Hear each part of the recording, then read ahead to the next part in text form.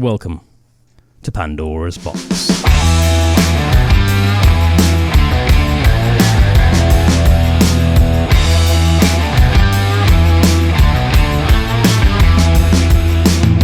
Welcome back to Pandora's Box, everybody. I'm your host as usual, Obadiah Pennywhistle. With me in the studio as usual, we've got Drupal the Bear. Hello. Bullwinkle is not with us this week because we have a special guest, Ruta. Sorry, Ruta, I'm not going to butcher your last name. So what's your full name? I'm Ruta Lendraitiene. Right. And you're from Lithuania, world champion, bench presser, so powerlifter in general, right, as well? So used to be, not anymore. Not anymore. Nowadays you're a CrossFitter. Correct, yeah. So thanks very much for coming on the show. Thanks for inviting. Yeah, no, it's great. It's as everybody that watches the show regularly knows, I'm a lifting nerd, and I've worked out since I was a kid, really. So it's going to be a lot of fun for me today to talk to a world champion and get into the nitty gritty of it. I had a lot of natural questions that I thought of to ask you. When you said that you would come on the show. So obviously it's quite interesting. You being a Lithuanian and living in Doncaster. So I thought we'd start if you're all right with it. Just tell us about your upbringing in Lithuania. So where in Lithuania were you born?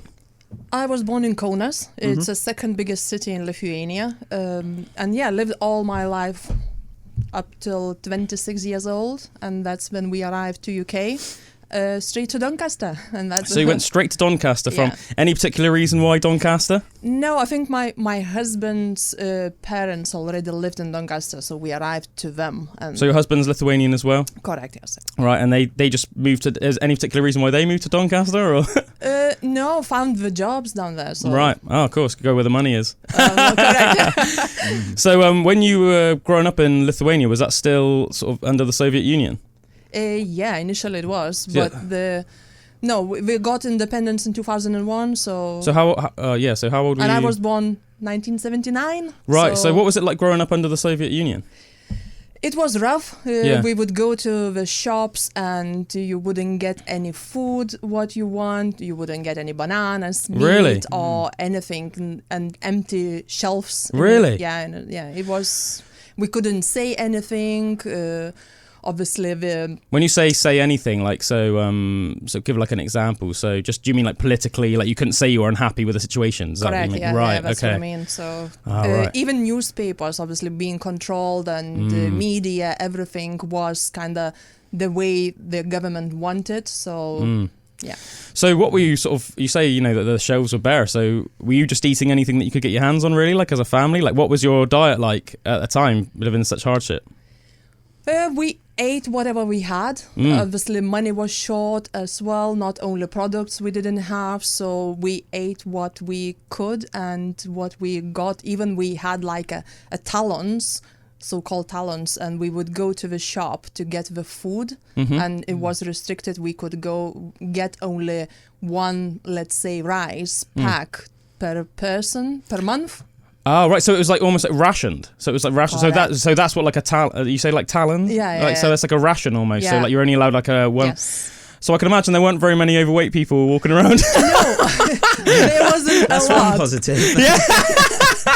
Some people were, and I remember when I went with my father, actually when I was probably 5 years old, went with my father to the shop, and I said to my father, "Daddy, have a look, that man is fat." Because it was just so rare to see. It was. And obviously that man didn't like what I said, and he said, "Look at your own father. My father had a belly. He wasn't fat, very big." Yeah, but once you get to a certain age, it's easy to get a bit of a belly on the go if you're not working out all the time and things like that. How did that guy even get fat if everything was... Do you know what I mean? Was he just super rich, or? Probably. Well, some people still manage to be rich. It depends where we worked for, if they were in a government, or it depends really. But I can imagine, majority of the people were poor.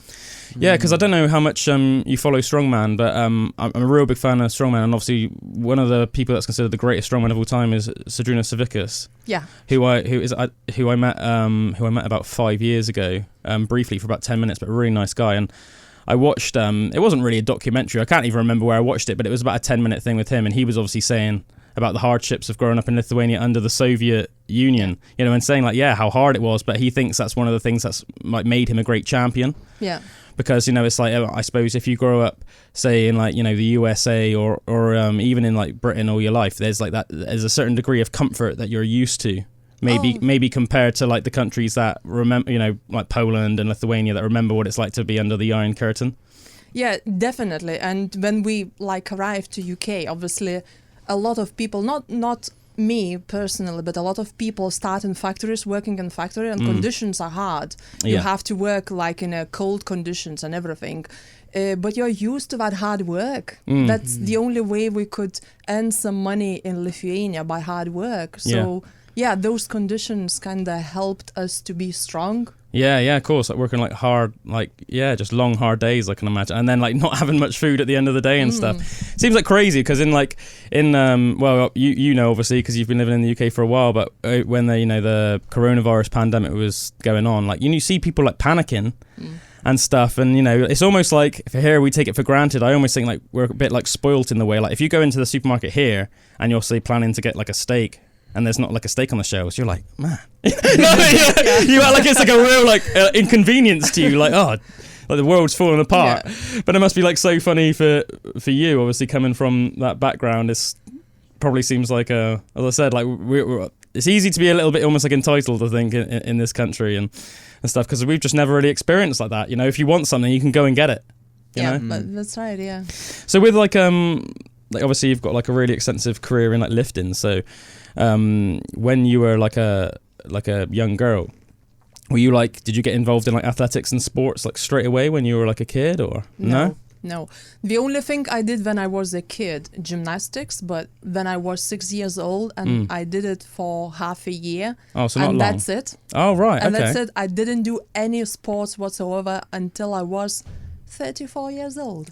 Really? 34, wow. You didn't start working out until you were 34? Correct, yes. That's crazy. I remember you were saying just a little bit before we started the show. There's that hope for me, yeah.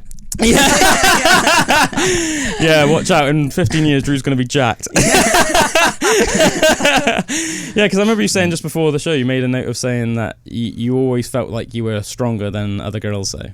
I always was the first in the class. I always was better in doing sports. Whatever we were doing, I always was first. Like in PE and stuff like that, yeah, in right. PE. So always been kind of felt, I could carry heavy stuff like heavy TV and all those sorts. I know what you mean. So like things that you'd realise that other people would pick something up and be like, this is really heavy, and then you'd pick it up and be like, oh, it's all right. Yeah. Like, I don't know what the fuss is about. Yeah. No, that's awesome, isn't it? As I think like genetics is like the number one thing, isn't it? When it comes to strength sports and anything like that, like genetics is like the number one thing. It's the number one, but you have to work hard, otherwise other people will overtake you if you won't work. Oh, 100%. Yeah. I mean, I think we all probably know people that we can think of that might be more physically gifted than us, but they're not willing to do as much hard work. Like I always think, like my brother Sam, you know, he's probably genetically more physically built to be stronger than me, but I've just had that thing in my head that's I don't know, like a bit more gritty, like a bit more tenacious. Yeah. You know, when your body's really tired and everything's screaming to stop, you've got to be like no, and you got to take over and not let your subconscious rule. You know, you can't just be like, okay, I'm gonna stop now. You gotta carry on, and that's like, I think that's almost, you can develop that, but I also think that's like something that you're born with to an extent. You know. That grittiness? Yeah, I agree. Yeah. So so you moved to the UK, did you say when you were, how old were you when you moved to the UK? 26. 26. And what was it like for you when you moved to the UK? Was it like a massive culture shock, or? It was, and I thought I knew English as well when I arrived, but because we moved to South Yorkshire and they have a certain accent. Hello. So I was like, okay, I can understand only every second word. What's happening? It's one of the hardest dialects in the UK, really, up north, isn't it? Compared to down south, for sure. And if you're watching, say, like movies or television, like there's not that many Yorkshire accents on the whole. No. Apart from Sharp. Yeah, apart from Sharp. Unless you watch lots of Sean Bean. you know what I mean? But like, no, there's not, is there? It's usually like in movies and stuff, you know, whether you're watching James Bond or whatever, it's like a neutral British accent, isn't it? Yeah. So it's like, it is. you know, it's or American. A lot more of people. American. Yeah. What of we course. had in Lithuania was more American than English. So Yeah. South Yorkshire's very different than American. definitely. Yeah. So it took a few years kind of to start properly understanding and kind of speak myself until I learned. Yeah. And I still use, because I now lived for 16 years in Yorkshire. So certain words I use in Yorkshire, like son, run, rather than run, son. Yeah, sure. I think luckily me and Drew both have lots of northern family, so we'll understand everything regardless. When me and Calum first met, I had a thick, strong northern accent as well, but I lost it in a few years of living here, you know. But yeah, I remember. Did they say awe? Did they say awe? Not in Yorkshire. Not in Yorkshire. No. No, that's Drew, more Geordie land. Yeah, Drew lived further up north than where you live now. He lived in Hartlepool, which is like right. It's like very near the Scottish border, like up near the Scottish border. So it's very, very far up north. But you know, it was the accent's like a bit like Geordie. You know, like Newcastle. Yeah. So like even more hard to understand than Yeah. Yorkshire from your point of view, I can imagine. Like, away, man. Awe then. Yeah, like they Scottish even worse. Yeah. Scottish, nice. What did you think of the UK though when you came over? Did you like it or? Obviously, I liked the nature. It's beautiful here, but certain things, like in any country, you like, certain things you don't like. So yeah, it's natural. But I got used. Now everything seems normal. That's the way it should be. Yeah. So, What's like the differences in sort of like food between like Lithuania and like the UK? Is it like similar, or is it that many differences, or? no, I think a lot more different. We have a lot of meals made out of potatoes, but I think it's because how we lived in the past. Potatoes were very cheap Of meals, course. so a lot of meals are from potatoes. Everything else, we eat a lot of vegetables, and here very popular takeaways, all that thing. Yeah. Again, I think that's probably just, you know, because we can, you know, because we've been able to sort of, you know, we've got like there's just takeaways everywhere, aren't there? And what was the soil like in Lithuania? Could you grow a lot of vegetables very easily over there? Good farmland. That's good then. So that'd be nice, fresh, good food. You know, like. I suppose it's quite similar to the UK in that way in terms of like good farmland. Like Yes. not too cold, not too hot, not too cold. Like The climate is very similar. yeah, so. good rainfall and stuff like that. Like but good sun, like nice lots mixture. of forests apparently as well. Yeah, lots of forests. Yeah, It's a lot colder though at winter time, Right. and it's Lots of snow and. not anymore, but it used okay. to be. It used to be quite, even would snow like 2 meters. Wow. wow, yeah. And would get like minus 26 at winter time. Whoa. What that's crazy, Celsius? isn't it? Yes. Wow, that's ridiculously cold. So That's when ridiculously the cold. temperature would get to that, we would stay at home and wouldn't go to school. Yeah, Our no, I'm kids- sure you yeah. freeze on the way. Do you know what I mean? I think that makes you more of a hardy person as well, doesn't it? Oh, like yeah, living life in the cold. I think that up north, why people are more friendly and stuff. Why I think as well, it's like you got to band together and make things happen if you want to survive in a cold place. You know. Yeah. How do you feel that sort of affects your sort of preferences in terms of weather? Because, I mean, like I've got my DNA is pretty much all sort of North and Western European.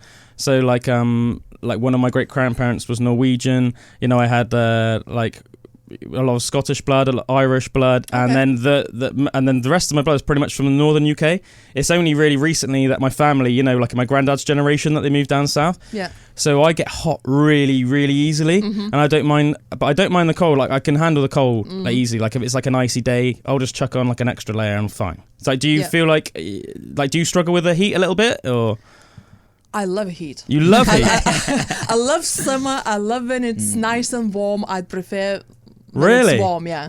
Wow. See, that's interesting, as I said, because I would have thought that you would almost like your DNA would almost be more conditioned to the cold, so you'd like struggle in the heat. It's all right. Obviously, I can manage the cold, but Yeah. I love when it's nice and warm. I would love to live somewhere when it's nice and warm. Yeah.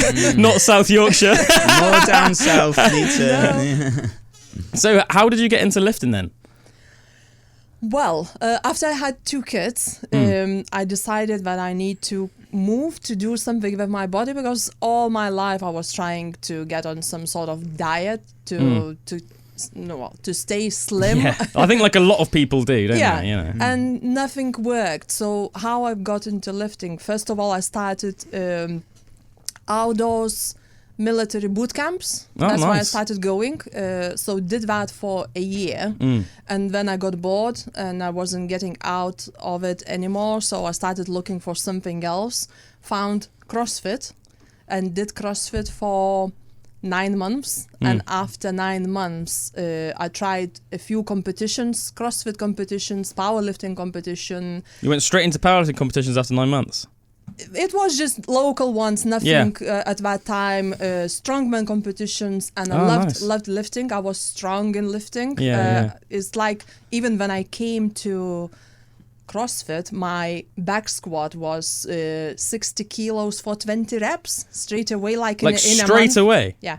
That is amazing, yeah. So yeah, I was kind of strong straight away, and I loved lifting, and I left CrossFit at that time, started powerlifting and strongman in parallel. Did that for 6 months, but I had to choose because I wanted to compete. I was competitive, very competitive with my numbers and everything, so I needed to choose to which sport to go, because both of them were just too much. Yeah, no, of course, too brutal. And in strongman, because a lot of people are using gear, drugs, so taking that, I wouldn't be competitive, and I didn't want to take any drugs. No, that's fair enough. So I've chosen powerlifting. Like a drug-tested powerlifting federation. Yeah.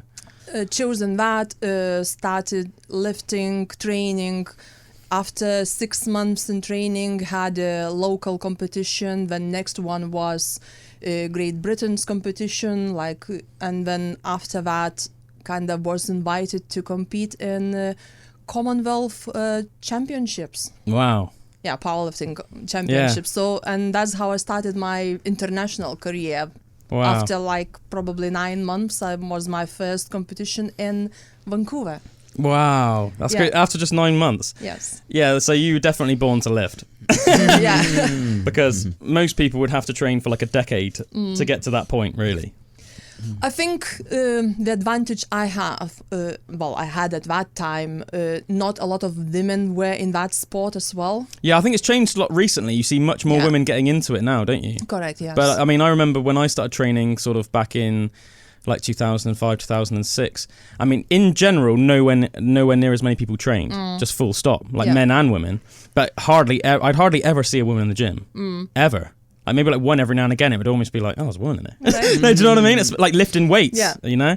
Like, you know, you see them on the treadmill and stuff, but not lifting weights. But it's like crazy now. I mean, you go into a gym, I think almost any gym in the UK, you'll go in and it's packed, and there's lots of women lifting weights in there as well. It's really it's really good to see. Yeah. So how did you get into lifting? So I played rugby in school, and I was always like very physical. Like I always really liked like wrestling and stuff like that, and you know I was always like wrestling with my friends and playing rugby, and I'd love like the physical aspect of that in terms of, you know, like when you're playing rugby, it was very fun for me to like tackle a guy my size or like bigger, and like the feeling of like picking them up and like imposing your will, I guess, but like in like a good way. I mean, like in like sport, you know, it's like it's fun, you know, and it's like that thing inside of you, you know. Let's face it, we're all animals at the end of the day, and it's just that competitiveness that's fun. So, you know, I said I was always really like wrestling, always played lots of rugby, and then when I was a little boy, because my dad always always gone into the gym, and he was a really good sportsman when I was younger, like a very good rugby player and stuff. He's very banged up nowadays, bad knee, bad shoulder and stuff, so he can't train like he used to. But when I was a little boy, I'd always try and sneak into the gym with him if I could. Okay. And I would sort of go until, you know, I'd get kicked out, because obviously like children aren't allowed in the gym.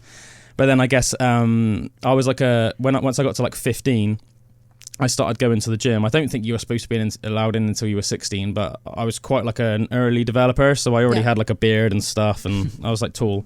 So so I just started going to the gym, and, you know, I didn't really know what I was doing, but I would just sort of do a bit of everything. So I remember, you know, I would like but, you know, I think it actually worked out all right, because I would just try and do like a bit of literally everything in the gym. So I would I would do like a set of bench press, a set of chin-ups, you know, like a set of leg press, And I would almost just do like, say, like four rounds of that. And then I maybe would just like finish off with just like a 10-minute run, you know, just like all out 10-minute run. And then I would just do that like 3 times a week.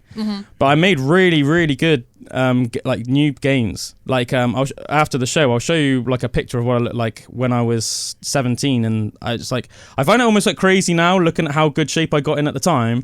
Only because I know that I didn't have a clue what I was doing, and also my diet was not good for it at all. Like I was like a typical, like, you know, British 16-year-old boy. I was drinking beer all the time, you know, and I was eating KFC like all the time. I was eating KFC all the time, you know, like going to Subway, you know, I would like finish my gym session and I'd go to like KFC or like go to Subway, and then I'd like meet up with my friends and just like have a few beers. But like I was somehow in like such good shape. I think obviously when you're a teenager, you can get away with it. Everything is very easy. But even so, I think, you know, because even being a teenager, you know, I'd like none of my friends were like that. Or, you know, I see like a lot of lads nowadays, like really skinny lads, so even in their like early 20s, and they find it so hard to put on like muscle. So yeah, I almost found it a bit crazy. The first sort of, I guess like advice I got, I just bought a book, and it was from this wrestler called Triple H that I liked when I was a kid growing up, and it was just like his basically book, and it was like it was like a workout guide. So that was the first time I actually like applied, I guess, like a more specific training sort of regimen, I guess. But I was just sort of making it up as I went along. But yeah, over the years I just sort of got more into it, and I dabbled in little other things like here and there. Like I did like jiu-jitsu for a while and like some kickboxing for a while and stuff. But I just would always come back to lifting, and then I was like, yeah, I'm just gonna stick with lifting. I said I've never done it like competitively. And as I said, I don't really know why in a way. It's never something that like I've even ever like thought about really. I really enjoy training. To me, it's like a very personal thing. Like it's good for me mentally as well as physically. And I like helping other people training as well. So I got like a qualification as like a personal trainer when I was 21. So I'm 32 now. And and I've really enjoyed training people. I've never been the sort of person that's like take on like loads of clients, because I feel like the more people you have and you're not working intimately with them, you're not really giving them I think like how can you give somebody that much help if you've got like a million clients? And I don't want to be one of those like PTs that's just sort of giving wishy-washy programs and stuff. So I work very closely with people, you know, make sure I'm always there physically when they train, you know, just tweaking everything with them. If they are finding like something hard in, say, like, you know, the you know, coming out of the hole in the squat, you need to diagnose why that's happening and then help them like get past that, you know, mobility issues, and just finding out. It's almost like finding out, you know, like if you've got an issue in this area, say like in like the lockout of your bench press, helping them, you know, develop that so that you know, so they don't have that issue anymore. So yeah, I really like helping people, and as I said, for me, it's like that personal thing it's almost like going to church for me. You know, it's like I've never been like a religious guy, but you know, for me, it's like you clear your head. It makes you feel very good, you know, and it's just good for your body and good for your mind. And I like that although I haven't competed in competitions, I like the fact that I'm competing with myself, you know, and always just sort of trying to better myself. And also it's like mental toughness training, I think, as well, you know, just sort of trying to be honest with yourself. I think it's very easy to someone to sit around and think, you know, like maybe that, oh yeah, it's okay, I can handle anything, I'm tough and everything. But it's like you have to almost like train yourself to be like that all the time, to like be able to push through adversity. Otherwise your body's not going to be very good at dealing with adversity. Correct, you know. So that's pretty much like my story. I mean, I got into sort of, I'd say the first time I sort of got into like squatting and stuff, so like more like powerlifting movements, was in like my early 20s. I said I'm really into strongman training, so a lot of my training is like similar to that. You know, I do lots of I try and keep it athletic. You know, I've never been sort of like a bodybuilder, so I do lots of all meat and potatoes exercises. You know, so I do lots of sled drags, squats, deadlifts, you know, dips, pull-ups, rows, you know, bench presses, overhead presses. Just really keep meat and potato stuff, but I try and keep it fun. You know, I like doing more like explosive stuff as well, like box jumps and things like that. Yeah, lots of things like that, yeah. So I guess it's very similar to what I do, CrossFit. Yeah. obviously we do a lot of cardio and in gymnastics, but we do all those movements, as you say, explosive movements and lifting, everything. So. Yeah, we definitely would do like very similar movements. I'd probably just don't put quite so much emphasis on like pushing the cardio aspect of it. Maybe push a little bit more like the weight side of things. But you know, at the same time, I still try and keep my heart rate high and get like a good cardiovascular benefit from it as well. Rather than, you know, I don't sit on a bench and wait for 5 minutes in between my, you know, like I either do circuits or I superset everything. You know, so I'll always superset push pull, for example, things like that, or you know, like squat with overhead press, or you know, things like that. Yeah, I just still can't believe that. You're competing at the Commonwealth level after like 9 months of training, though. It was. I mean, kind of. Even I couldn't believe at that time. It was wow. I was invited. It's good. I'm going. I can't miss that opportunity. And then kind of went on every year. I was inviting either to the World Championships or European Championships. So I was competing every year in 1 or 2 competitions every year until I finished with powerlifting. I got bored, basically. Did you just get bored? Yeah, I got bored. I think that's one of the things with powerlifting, isn't it? It's not as mentally stimulating as CrossFit or strongman because it's just 3 movements. Yeah, 3 movements. You do a little bit of additional movements, but basically 4 times a week you do squat, deadlift, bench press. Yeah. Different variations of those movements, and that's it.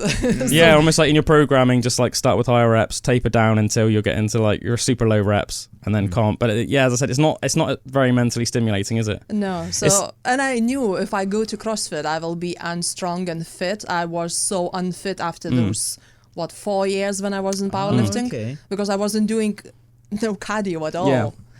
Yeah, what do you think about in terms of say like the Olympic lifts and stuff? Because I know like one criticism that people have of CrossFit is that some of the movements are quite complex for somebody that's never worked out in their life to go in and obviously do like lots of like snatches and cleans and jerks and stuff like that. Like they're quite obviously the Olympic weightlifting movements are quite technical, aren't they? They are, yeah. So did you have like, were your coaches good at teaching you the right like technique and stuff? Did you pick that up okay? Because at first I think, regardless of who you are, the first time you try and do like a clean or a snatch or a clean and jerk, like it's going to feel a bit awkward, isn't it? Yeah. Do you know what I mean? So what was your sort of experience with that? Did you pick that up quickly? Did you have good coaches with that? Yes, I had good coaches, but it just depends on a person. For example, clean and jerk, it wasn't a problem for me at all. From the very beginning, I kind of picked up and I was lifting and no problems. But snatch, that's where I struggled. And to pick up that snatch, the proper technique, it took me 3 years. Really? 3 years. I was so frustrated. Barbell snatch is very, like the balance and everything is very hard though, isn't it? Yeah, it's balance, mobility, flexibility in your body. It's just, took me 3 years and I was so frustrated and I thought I'm never gonna learn that snatch. And my numbers were not going up as well because I was struggling with technique. And as soon as I kind of one day just clicked, okay, I know how to do it now. It's like, I guess it's like riding a bike in a way. Do you know what I mean? It's like if you do something enough, your body will figure out the mechanics of it. Yeah. And then once you have learned it, you're never really going to unlearn it again. But you know what I mean? True, even if you didn't do it now for like 5 years, you might feel a bit rusty in one session doing it, but you just do it again. Yeah. Yeah, I mean, barbell snatch is so complex because I don't have a need to do it. I do lots of like dumbbell snatches because it's just easier. Yeah, it's easier. It's, you know, it's way less balance and stuff like that. I find it almost like fun, you know what I mean? Just trying to see how much like how many dumbbells. So for the layman over here with me, the snatches, say if you'd put it from like right from the floor, like right to the top. Yeah. So it was like a clean and jerk. So you like clean. Jerk. Yeah. You know? Yeah, so it's like almost like an overhead press. And until you had the technique, you are afraid to go under the bar. That's another thing. Well, at least a lot of people have that fear going under. They think that they will drop on their head or neck or somewhere. And I've seen a lot of examples, like one guy in our gym, he dropped 100 kilos on his neck by snatching. Brutal. Yeah. Was he all right? He was all right. That's all right then. Yeah, it was like nothing. I feel like like nothing the overhead happened. movement is one of the most unnatural for me as well. I always struggle with like shoulder stuff because it's like, how often do you put your arms over your head? You know, unless you're reaching for the cupboard for something or like, you know, or specifically working out.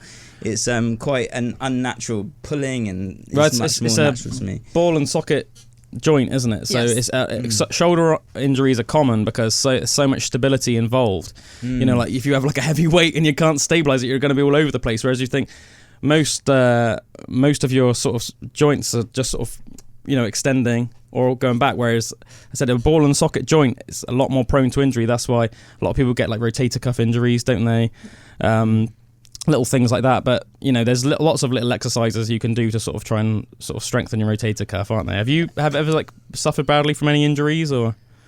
No, I don't think so. Really? Well, obviously had a few niggles, but nothing serious. Yeah, like no. what sort of niggles? Like whereabouts? Like my knee was hurting, but I kind of think I bumped when I was lifting weights that knee into a barbell, so it was swollen for a week. That's about it. So it's not really that wasn't even really like a lifting injury. It was like you banged your knee. Yeah. yeah. That's it. Then I had kind of a niggle in my shoulder.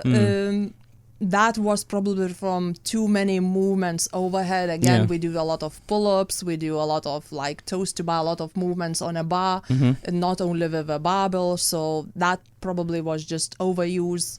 But now I'm okay, and I really didn't have any kind of serious injuries. Definitely got good genetics for it then, because as I said, it's almost like very rare, I think, especially to have done it at the level you have, like a world championship level, to like never have had anything over a niggle. Like, that's really impressive. You have to look after yourself. It's not that you just lift. You have to stretch. You have to go. I go every 2 weeks and have a massage. So you have to look after yourself. Otherwise, you start getting injuries. Yeah, that's always been like my worst area. I can sometimes almost like abuse myself too much. Do you know what I mean? And it's silly because intellectually, like, that's not the best thing to do. But I guess that's just one area of like where I struggle a little bit. And I think sometimes as well, I think the number one best thing obviously for recovery is just like making sure you get enough sleep. Yeah. And I always struggle to get enough sleep. So obviously that's like a major downside for me. So what causes that you're not sleeping? What are you exercising too late, or what No, I don't think I'm exercising too late. I think partly it's just like my brain is too active. I'm a bit of an insomniac, to be honest with you. I'm like a bit of an insomniac. A night owl. Yeah, I'm a night owl. I'm a bit of an insomniac. I've just got like my brain's always got a lot going on, and I just find it hard to shut off in the evenings.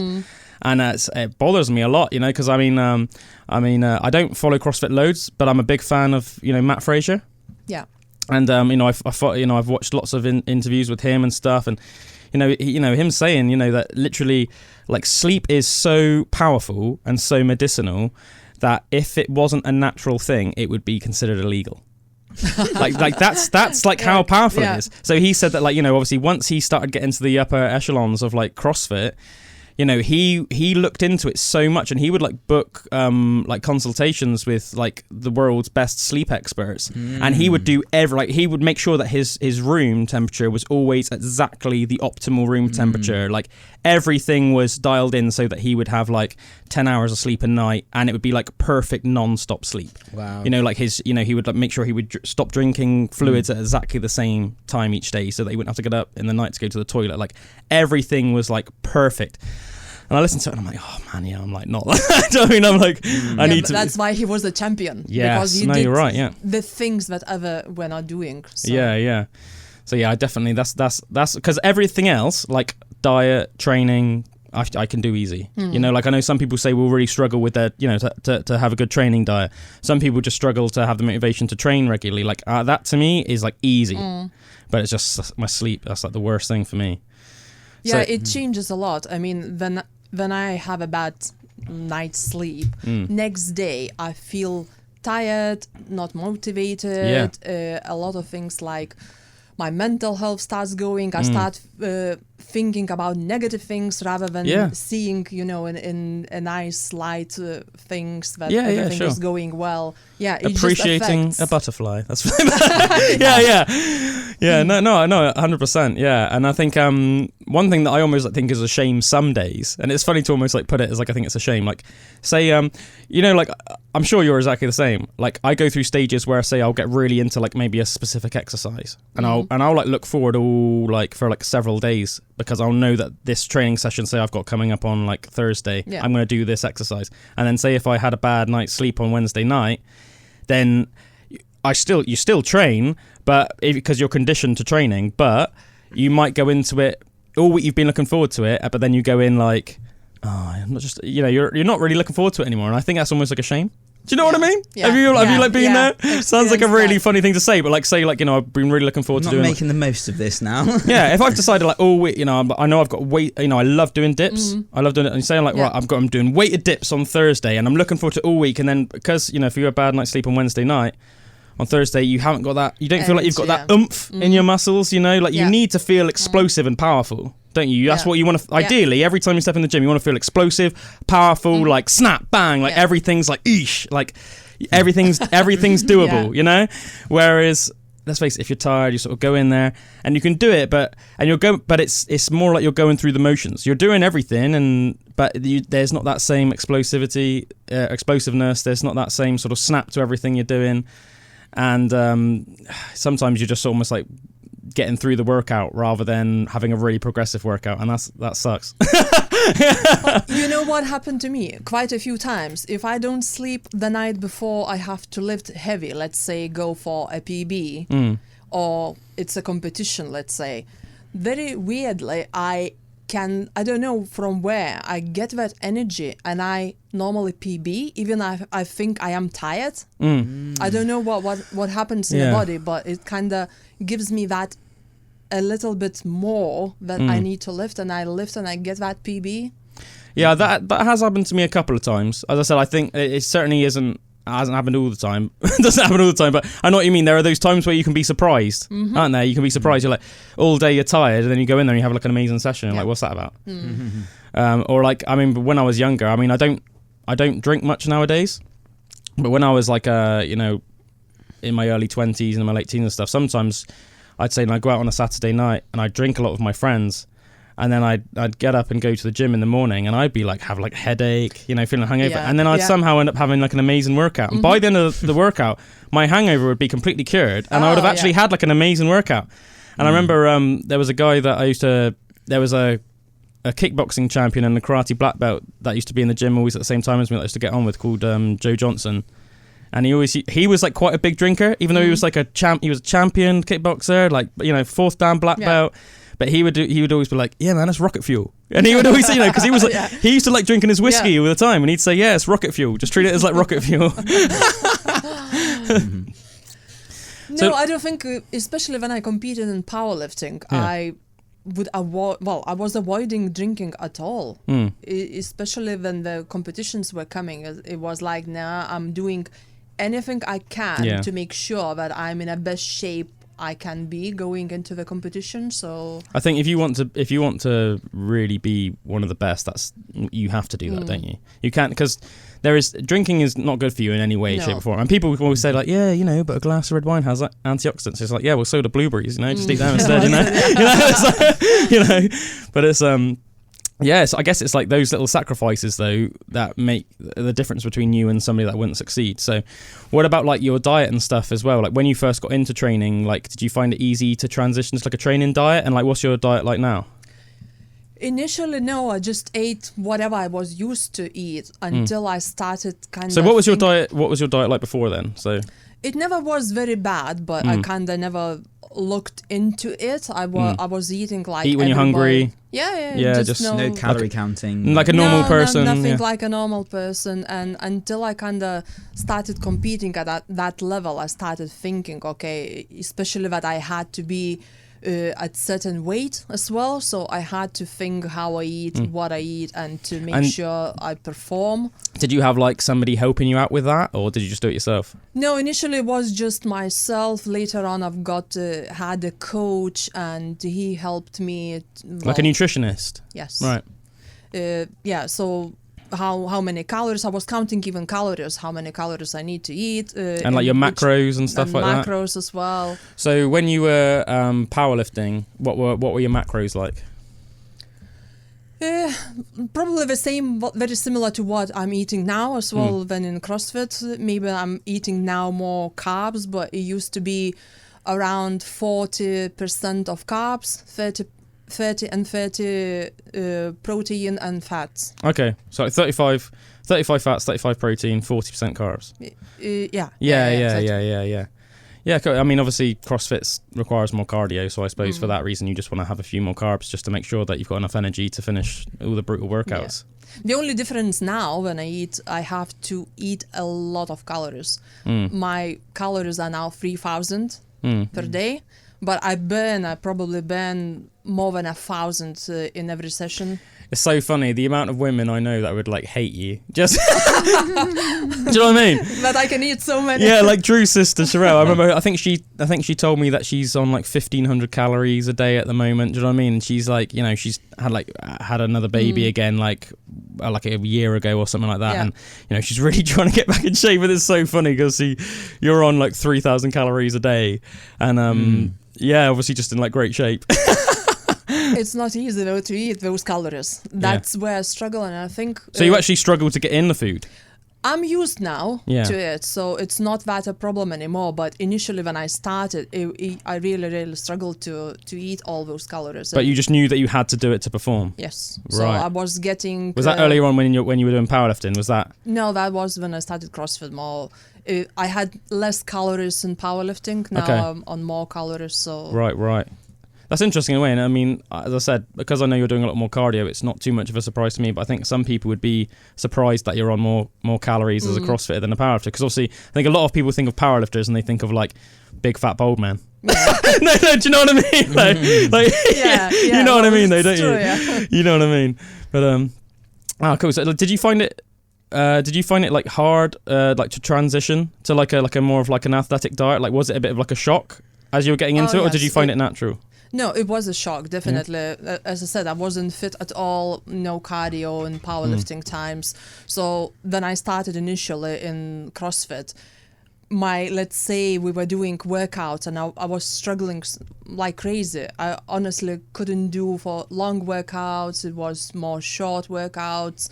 It took good 3 months until my numbers in lifting started going up again, because initially they dropped down. Yeah, sure. And then they started going up, and then they overtook what I was lifting. And I'm lifting now more than I was lifting in powerlifting. Really? Do you ever like feel like maybe going back to powerlifting for a little bit then, just to like hit some PBs? No, it was just too boring. And I'm still competing now in CrossFit. So yeah, because I saw recently. Aren't you going to represent Lithuania in something? Yes. Soon? So what's that? Functional Fitness World Championships in Aruba. So is that basically like a CrossFit competition? It's similar to CrossFit, yeah. It's different 6 events that we will have to do. One is like endurance, another strength, and some different like gymnastics, some in different disciplines, let's say. So are you having to like train on the rings and stuff at the moment for like gymnastics? Everything. I have to go even to do swimming, because it will be swimming in open sea as well, in open water. It will be running, it will be gymnastics, it will be lifting, it will be anything and everything. Wow, that's pretty cool though. Yes. I bet you're feeling like a unit at the moment. It's not easy. It kind of puts a lot of pressure, but at the same time I feel like privileged that I can represent the country and go and Is that your first time representing Lithuania? Lithuania, yes. I suppose that's quite like a special moment for you then. Yeah, it is, because before I was representing Great Britain. Yeah. So yeah, it is. It's nice, obviously, I'm sure it was nice for you to represent Great Britain, but obviously you're a Lithuanian at the end of the day. That's where you grew up. That's where your family are from. Like, it's more sentimental to you, obviously. Correct, I bet that's really nice. So what's your week looking like at the moment? Like, how are you structuring your training with this event coming up? Like, it didn't change a lot. The only thing, I introduced swimming on top of my training, but my training is 5 times a week for... It's supposed to be 2 sessions per day, but we train like in 1 session, those 2 sessions in one go. So around 2-3 hours, 5 times a week. Wow. That's a lot, isn't it? And how do you like structure that? Is that just like Monday to Friday or? No, it's Monday to Wednesday, then Thursday off, and then Friday, Saturday and Sunday off. So what are you doing on each of those individual days? So like what are you doing on Monday? What are you doing on Tuesday? It's, as always, lifting and cardio, all the movements. I've got the program which I'm following, so... Is every workout like a full body workout? Yes. Right. Yeah. That's good. Yeah. I think that's one thing. I mean, I've talked about this before, because I think especially like a lot of young people, like especially young lads, I think, that get into the gym, you know, I think they think the best thing to do is like bro splits. You know, when you'll just do like just chest one day, then back the next day. And I think it's so hard, especially if you're like a lanky person, like a skinny lad, to make gains like that. And like pretty much like the first thing I'll say to everyone is like, stop training like that, because I think they see massive bodybuilders doing it like that, and that's good for them because they've built up such a massive amount of muscle, you know, and they're on gear and everything else. But if you're like a skinny lad, the best thing you can be doing is just like full body workouts regularly. I always think like little and often, like frequency, you know, like you need to have high frequency and high volume to improve and to train, you know. Obviously, well, it's interesting because I do programs for other people as well, and one of them is my son, that I do for my son. It's kind of bodybuilding, but CrossFit as well involved. So he trains 4 times a week. First, I give like in bodybuilding as well. He does on first session upper body. All upper body, and then some cardio, like a workout in CrossFit. On second session would be legs, and again cardio, so which will be full body. Anyway, he would get full body in that workout. On a third session, again, he would do something upper body, and then a fourth session, lower body. But in all those sessions, he would have lifting and cardio as well, and those workouts would have full body. So he's finishing off his workout with almost like full body conditioning. But there's a emphasis, like to be honest, I do like similar to that in a way. So I'll often do like a full body workout on a Monday, but then on a Wednesday I'll do like upper body, but then finish with conditioning.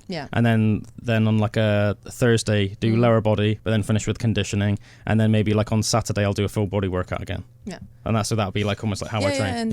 And he kind of, obviously in the first year, all people put the gains very, very quickly. So in the first year, he gone from, I think his deadlift, he started 80 kilos for 5 reps, and he increased to 160 for 5 reps in a year. Sorry, and what movement, sorry? Deadlift. Right, brilliant, So, and all other lifts as well just increased like nothing. He put muscles on, obviously. Yeah, he must have done, So he like doubled his weight. Did you say it was 80 kilograms he started on, and then it went to 160? Yeah, so he's like doubled it. Yeah, that's great.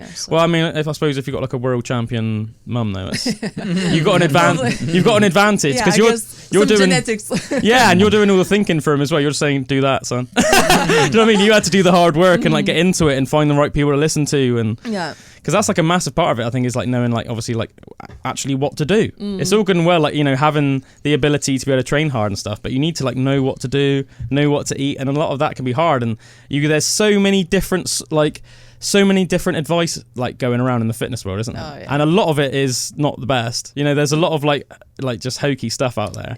So and especially when you go to the gym and you see how people are lifting, they come to every session and they try to max out in every session. So what can you achieve maxing out in every session? I remember myself being as a woman, I would go, normally I used to go to powerlifting club, so it would be just people who do powerlifting, but sometimes I would go to normal commercial gym, and some people I knew in there, they would come to me, oh, you can do more with that weight, why you're stopping? Do more reps. Well, no, but that's my program. It says so many reps I have to do, and that weight. So you have to be able to progress. If you just like take every single set to failure and max out every session, your numbers are going to go down, not up.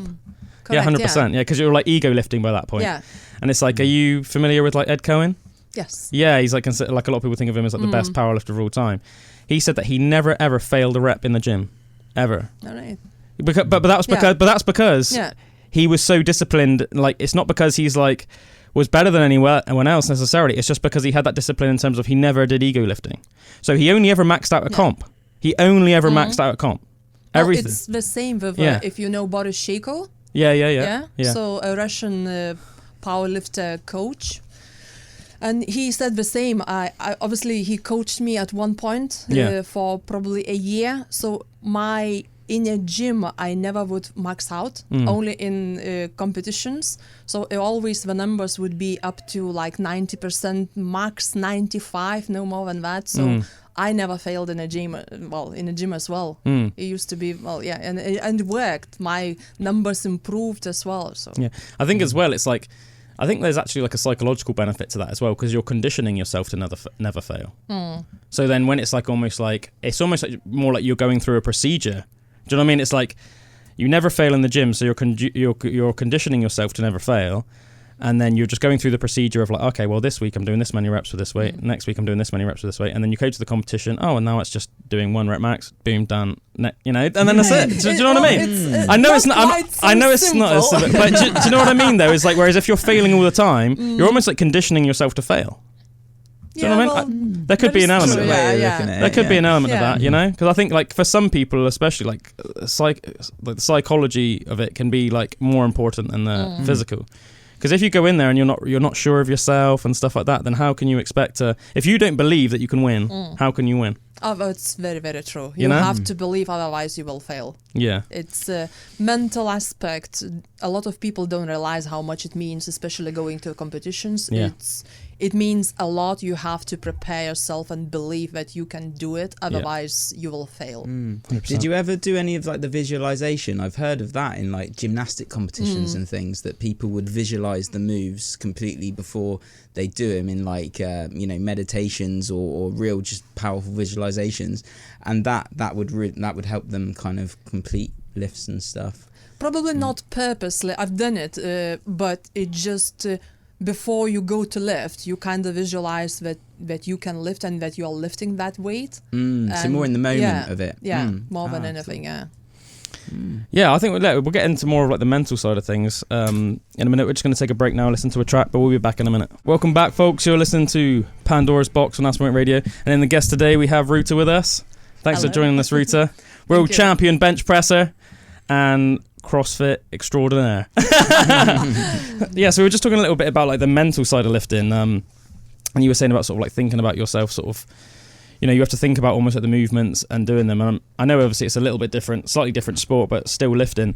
I mean, I always remember that Arnold Schwarzenegger saying that, if he was say doing like a bicep movement, if he was doing barbell curls, he would visualize his biceps in his mind and almost like imagine them growing as he was like lifting.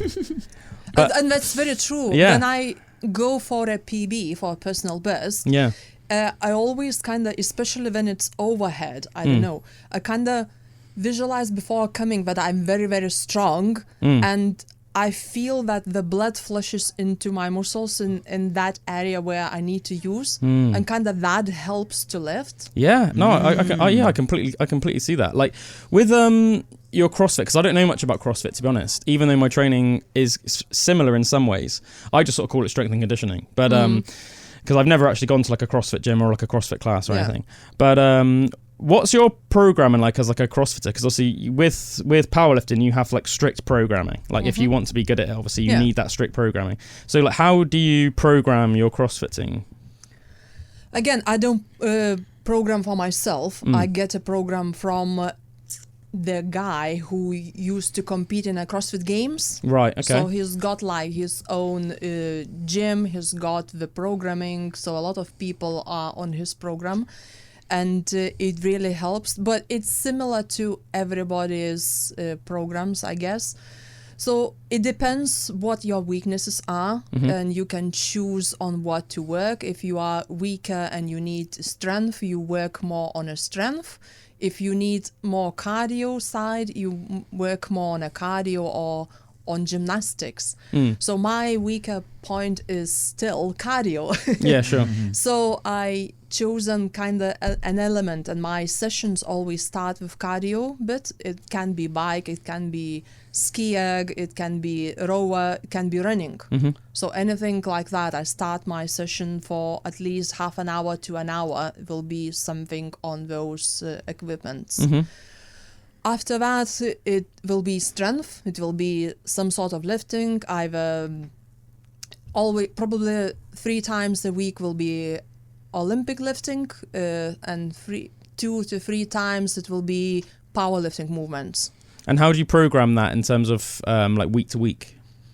The percentages just go up, or reps go up, so it's progressive. So similar in that regard to just like a powerlifting or something? Yeah. Oh, okay, so you're like tapering down, right, okay. And then obviously the third element, it's always conditioning. So it's gymnastics, all the elements, the whole body movements. Yeah. Nice. What would you say is your favorite thing to do in the gym? Lifting. Yeah. So like, still lifting. If you could only do, okay, let's put it like this, and I think this is like one thing that could be helpful for maybe like somebody that's into lifting, but it's like maybe like a minimalist. You know, they're not obviously into it as much as you are, or even as much as I am. Like, if you could only do like 5 exercises in the gym, what would you do? Bench press. Yeah. Squat. Clean and jerk. Then probably some gymnastics, probably, don't know, bar muscle-ups. Okay. And handstand walk.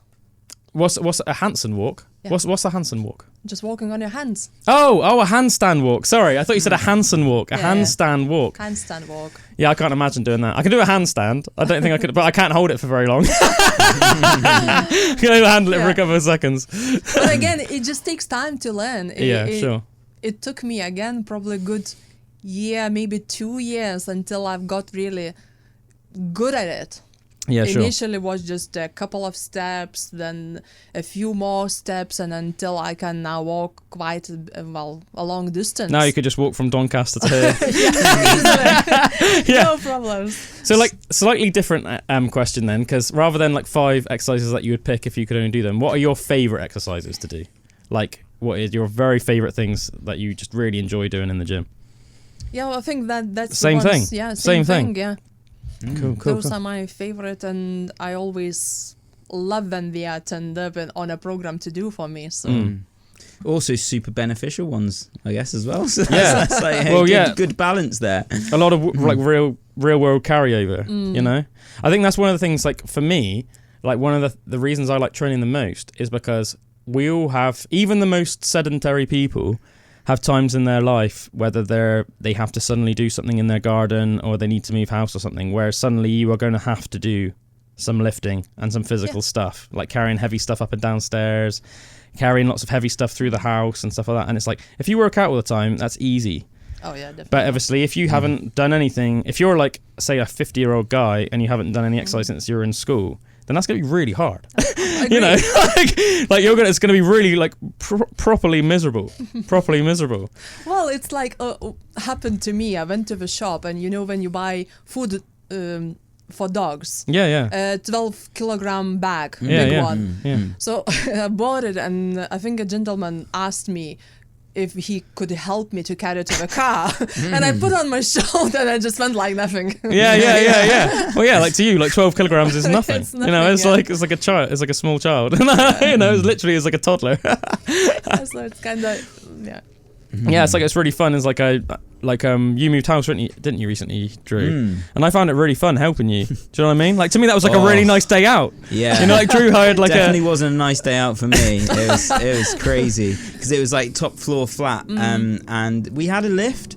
But it was just so lift, much easier just to go up and down the stairs for how quick it was, you know. And obviously he had like a sofa and stuff. Like, you can't fit that in a lift. It's nothing for you, wasn't it? Well, it was really fun. Yeah, I mean, it was fun. I mean, obviously it was a hot summer's day, you know, because it was still hot. This was about like over a month ago now, wasn't it? Yeah. So it was still really hot. But I mean, it was a really nice like day for me, you know, hard van. As I said, it was Drew lived on the 5th story of like a flat, like right at the top. So it was like just like running up and down stairs all day, and you know, run up to the top of the stairs, you know, grab his sofa, bring it down, run to the back, you know, just go and stuff. And you couldn't have too much stuff each time because it was just what you could get in your arms. So the amount of times you went up and down those stairs, a lot of exercise. It was a good workout. You know, just imagine like 5 flights of stairs, just like sprinting up, going, it's like heavy lifting down, sprinting up, holding down. Yeah, it was. You know, it was like all day long. Training. Yeah, it is like it was sort of like strongman training, you know. But you say getting a lot of good cardio in there and like a lot of good lifting in there. But you know, still recovering now. And then it was funny, wasn't it? Because you bought like a new chest of drawers, didn't you, in somewhere near where you lived, and we just thought it was going to be like buying it off some guy in his house, like on Facebook Marketplace. So we just thought it might be like outside the front door waiting for us or something, and then we got there and he lived at the top of a set of flats as well. Full and it was oak set of drawers, big one, you know. Yeah, so it was nice like and heavy. Thick oak, you know, wasn't like IKEA, you know, it was like thick, really thick, heavy oak tape, you know. So it was like, Oh, it was just funny, you know. But yeah, it was a nice day out. I mean, to be honest, I'd much rather do that than sort of just office stuff. You know, it's like my mind starts wandering and I sort of get bored. But you know, you can sort of sink your teeth into stuff like that, and it's sort of quite fun as well. You know, if you're like with a friend, obviously, you know, you're having a bit of a laugh with it and stuff. And yeah, no, it was a good time. I think that real world application, you know, you need to stay strong and fit for the real world. Yeah, and people like say like farmers and things that would do that physical labour and work. I'm just thinking about like, you know, how generally they seem like quite happy people. You know, whether that there's that correlation between physical exercise and like mental health and like how it can kind of put you in the right mindset. But it does, like, there's always so much resistance for me with exercise and things. But then as soon as I get into it, I'm like, wow, I can feel how this completely energizes and rejuvenates me. Like we were talking about that whole day. I was joking and saying it was hard, but I had a great day. Yeah, it was great, and I felt like I earned my dinner that night. Yeah. And had a good night's sleep, you know, as well. So, well, yeah. No, actually, according to statistics, people who exercise have 30% have a better mental health than the ones who are not exercising. So yeah, it makes sense. I think a lot comes into that as well. I mean, obviously you've got like your endorphins and stuff, which the chemicals that happy hormones that come out while you're actually training and are around for a little while after you train. So you've got that aspect of it. But I also think in general, if you are just healthier and fitter, and stronger, you're gonna feel better about yourself for lots of different reasons.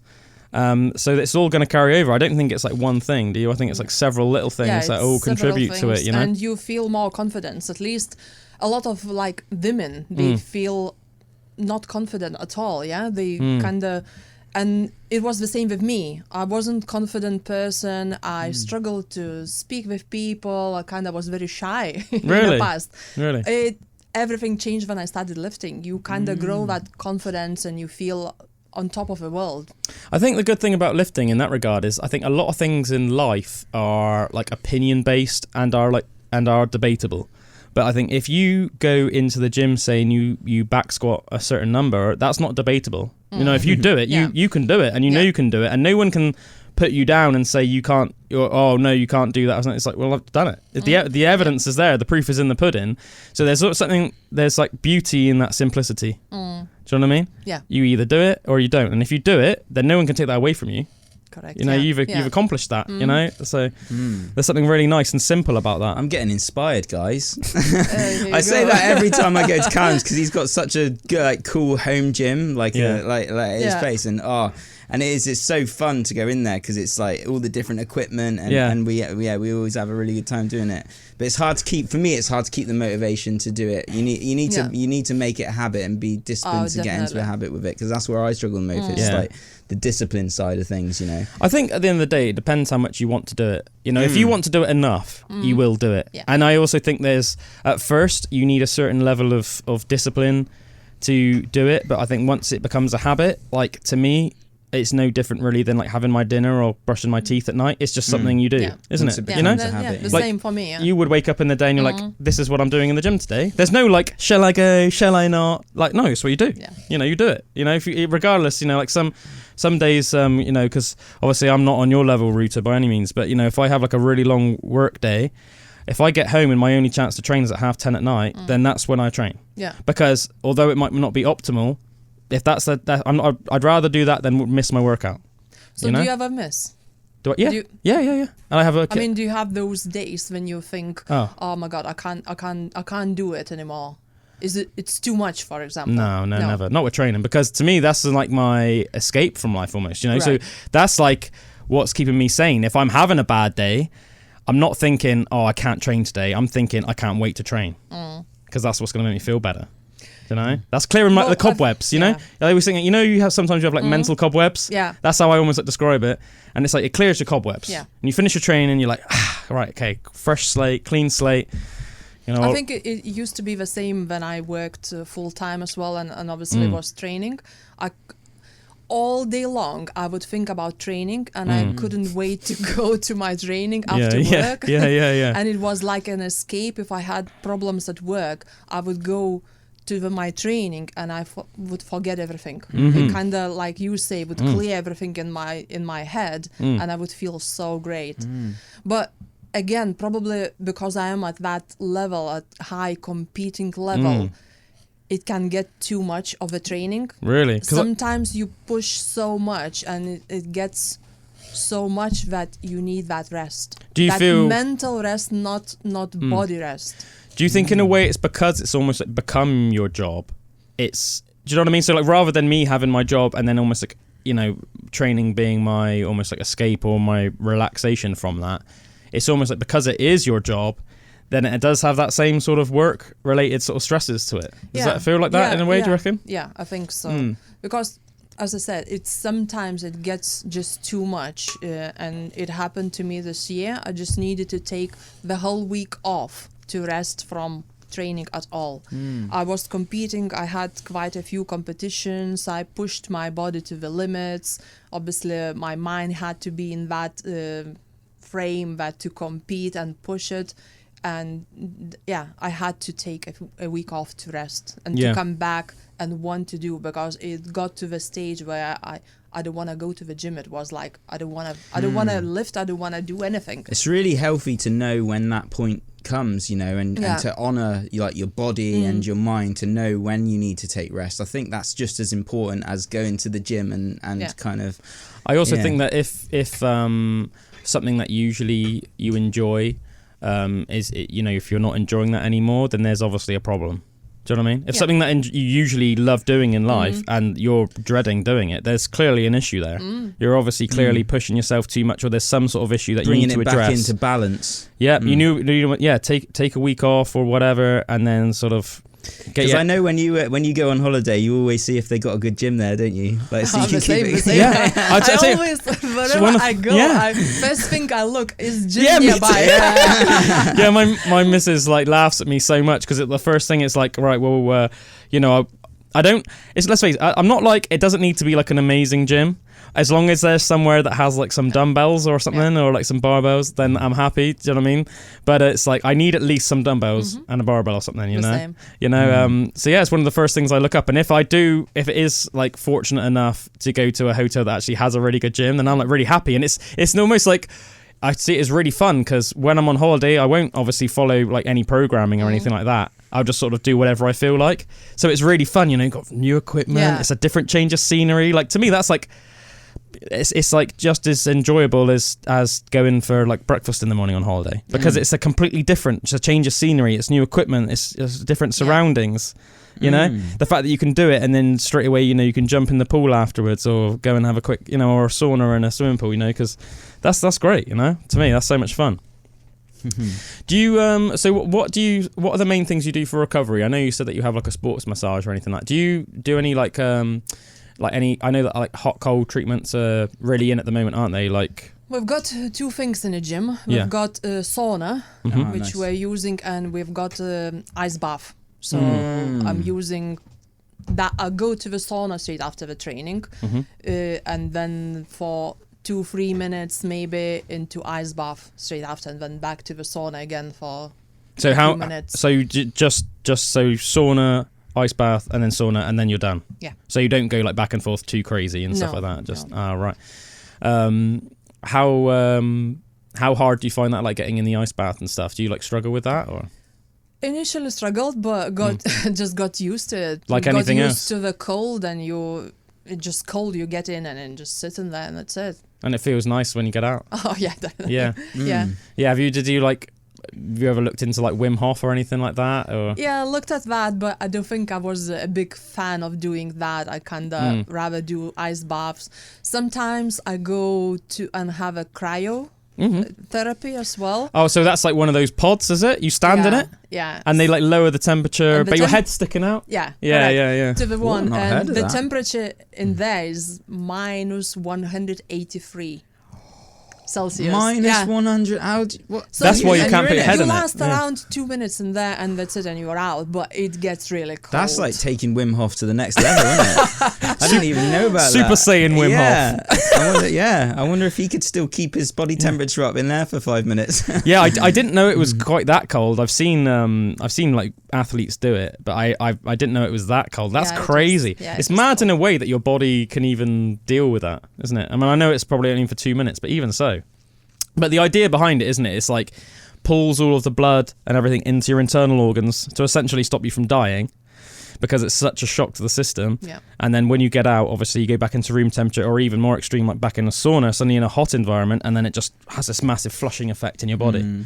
And that's like why it helps with the recovery, isn't it? And apparently you burn a lot of calories as well by going into that cryotherapy, so it helps as well. Yeah, I remember hearing, I didn't, well, it makes sense, but I remember hearing that in cold climates you burn more calories in general. Obviously, if it's like freezing cold outside, your body needs to burn calories to keep you warm. Yeah. So it's, it's burning all those calories and burning fat, whereas, Yeah, it's just on autopilot there, just burning calories for you, just burning in the cold. Yeah. But like similar with sauna, thing is, I live out in the middle of the countryside, and I have a home gym that I train at like 99% of the time. I'd love to get like a sauna and like an ice bath. I know I just essentially just need like a tub, but I just need to buy like a tub, and I'd love to get like a home sauna or something, because I read so much stuff about the benefits of sauna, like how like just even if you didn't work out and you had a sauna, that would make you have better cardiovascular capacity. Yes. Wow. Definitely, yeah. Because it was like, I think what it was saying was that it's like your body doesn't necessarily know the different, like doesn't really know why your heart is elevated. It just knows your heart's elevated, and then it responds to that. So when you're in a sauna, your heart gets elevated, your heart rate, and then because of the heat, and then as a result, your body will release heat proteins and all these other different effects, and as a result, you will just become like a healthier person. I do love saunas. They're like one of my favourite thing ever. Just having a nice sauna. Ice bath, not so much, but you hear about it. Or an ice shower, like a cold shower. Just even doing that can help you, can it? Yeah, definitely. Yeah, I think like apparently it's like even really good for your heart having a sauna. Yes. Yeah. Yeah, that's one thing I'm really jealous of you about. I'd love to be able to finish every workout with like a sauna and a hot tub. It's really nice. It's really good. Yeah, my brother lives in Bristol in the city, and he works at a really nice fancy gym. So he's got it's got like a sauna, plunge pool, hot tub. So every session he finishes off with like sauna, plunge pool, hot tub. Finish it off with a swim, and I'm like, do you mean I just go and have a shower? Really boring. And my daughter's like, Daddy, come do this. I'm like, all right, yeah. I'd love to be able to relax at that. What was it like a massive shock for your family, like when you got into training? Because I suppose beforehand you said that you weren't that confident. The fact that you didn't even start working out until you were 35. And then you such a massive like culture shift, really, like to go from living like what I call I made up a term called a NARP. And it just means non-athletic regular person. So that's what I call them, like, but it's just I just made it like a little term, just as like an easy to describe thing, like difference between somebody that's life revolves around training compared to somebody that just eats when they're hungry and to go from being almost like a NARP to being like a world champion in such a short time. Like, what did your like husband and your kids think about that, and the rest of your family? Was that like crazy for them? They kind of supported, but in a way, my husband was complaining, you are not at home, after work you go to a training, you're not spending time with family. I think he kind of got used to it, and it got even true. It got even more extreme when I got into CrossFit, because for a long time I was training twice a day. So 5 times a week, and he was saying, how much can you train? It's just too much. It's not normal. Well, it is normal. That's how CrossFitters train, and I'm still not, spending so many hours as others are doing. But if you want to be at the top, you have to put all the work in and then spend those hours in. So, but again, he got used to it and doesn't say anything anymore, kind of supports, just do whatever you want, and so...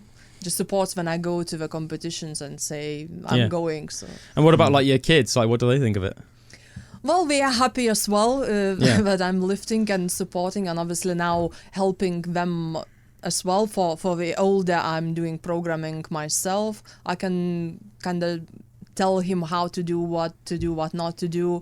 The younger one goes to CrossFit for teenagers as well. So it's a lot of common. We kind of following me in a way. So you've got 2 sons? Yeah, you say, 2 sons. Are you still stronger than both your sons? No, not anymore. My older one just probably lifting a little bit more than me. I was gonna say, it must be like, it's a really weird concept for me to imagine that like my mum would be stronger than me. Do you know what I mean? Yeah, like, he just overtook on squats, and on bench, on those main lifts. So, is he like showing off now then? Yeah. Is he like acting like he's like stronger. big shot? All of a sudden, like first time stronger than like stronger than my world champ mum. Does your husband work out? Does he train? Or? No, he doesn't. No. That's so funny in a way. I mean, I guess like, you know, some people it's like opposites attract and stuff like that, but I get it's such a massive part of your life. And in terms of like having dinner with each other and stuff like that, like is that ever like an issue? Not anymore. It used to be, as I said, because when I used to work full time, I would after work would go straight to my training. So he would be on his own with kids at home, and I would be in my training. And now I've got that luxury because I have my own company, so I work around that. I go to my training at the daytime, so in the evening I'm at home. So you prepare dinner, and do you have like the same thing as your husband for dinner? Yes, normally yes. Yeah. So talk me through like what like a normal day of eating for you is like, because I think, you know, both for me and I think for anyone out there that's interested in working out or anything, it's really interesting like to me. So when you wake up right through to when you go to bed, what does like a normal day of eating look like? I wake up, I normally have eggs, some sort of eggs with a little bit of bread, avocado, so with some vegetables. So like eggs and avocado on toast, or?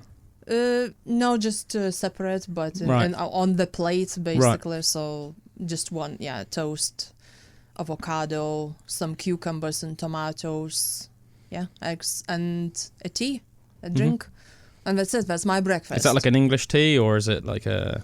I drink green tea. Oh, green tea. Okay. Green tea. Then that's it, and then I would have like a second breakfast before my training. So how many hours later is that? Couple of hours later. So like 2 hours later you'd have something else before, so just to fuel you for your training session. Yeah, just to get some fuel into me, some carbs before. So normally I have whole oats with protein powder. We'll put butter. Not butter. No, but don't worry. I was with you. Yeah. So like some banana. Right, so you have like peanut butter, or like almond butter or something like that with like banana, oats, and then some protein powder. Yes. And you'll have that all mixed up together. Yes. Or with milk or water or water. Normally water. Right. It depends. Sometimes I put milk in, but I prefer water. So. You just prefer water? God, that's crazy to me. You prefer your porridge with water over milk? Yeah. You're not really much of a milk drinker? No, I'm not. No? No. What's the reason for that? I think just preference? It just bloats me. Oh, okay. Milk. So. Yeah, I think that's like true with a lot of people. I've never really had much of an issue with it, and I like the flavour of it. And obviously it's got such good protein and calcium in, so I drink a lot of milk. Like sometimes I'll drink like a couple of litres of milk a day. Oh, right. Yeah. That's a lot. Yeah. Hopefully my bones are strong.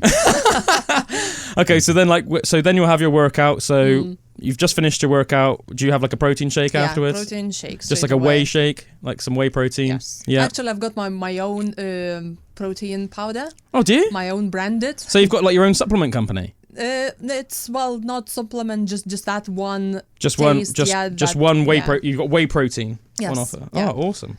Yeah, I actually brought it here, so I will give you. Thank you very much. Yeah. No, of course. Well, can you buy that online? Yes. Yeah, we'll put some links to it as well. When we release the video, we'll put some links to it. So if anybody wants to buy Ruta's patented whey protein. Yeah, it's as always low in fat, low in carbs, just a lot of protein in. So. Yeah, just a simple whey protein supplement. Yeah, so you get some Lithuanian power in you. We'll get you a link to buy Ruta's whey protein. Right, so you have your whey protein afterwards, and then you So what's it like after that? So yeah, when I get home, I have some chicken, rice, or fish. It depends on beef, any meat with rices and vegetables. So like chicken, beef, or like what sort of like your go-to fish? Just like salmon, cod, things like salmon, the best one. Salmon, yeah. Just because of the healthy fats in it and yes, stuff like that. Yeah. And I like the tastes. Yeah, it's nice. It's a nice fish, isn't it? Yeah, definitely. And then it will be another meal before probably bed, not quite bed, but another Is that meal then? Is that the one that you would have, like with your family meal? So like the one you said, so you'd have like chicken. No, that would be on my own. Right. The next one would be with my family. So right. The last okay. one. So again, it will be something very similar. It will be rice, potatoes, something with meat and vegetables. The last one. So nice. Or sometimes I like as well eating cottage cheese. Oh yeah. Which has a lot of protein as well. And slow release protein, like lots of casein in it and stuff, which is good if you're about to go to sleep. Sort of drip feed of protein over the night, help you recover. Yeah. Awesome. And obviously I have to eat a lot, so yeah, it's sometimes a struggle and I need to eat a lot in one go. So what used to happen until I read a lot about it, I used to eat every 2 hours. Mm-hmm. And if I wasn't eating every 2 hours, let's say longer, it would be 2.5, I would feel sick and dizzy. What if you actually went longer? Yes, if I wasn't getting that food. So That's you know crazy. what was happening actually, and it was true, and now it changed when I found out. It was glucose spikes.